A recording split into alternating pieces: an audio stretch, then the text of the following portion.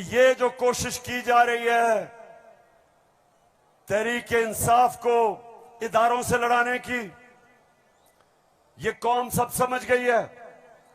قوم میں سیاسی شعور آ گیا ہے۔ لوگ ایک ایک چیز، کبھی بھی پاکستان کے اندر عوام اور بچے اور نوجوان اور میری خواتین بہنیں، کبھی اس طرح کا شعور اور بیداری نہیں تھی جو اللہ کے فضل سے آج پاکستان میں ہے۔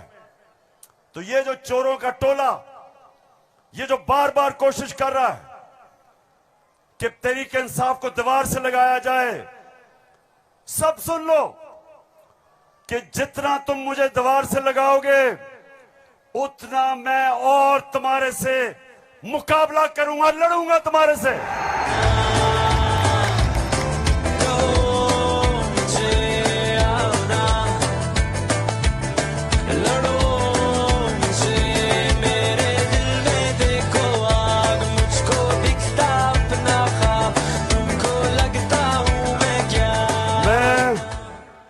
اپنی ساری قوم، ساری قوم کے پاس جا رہا ہوں۔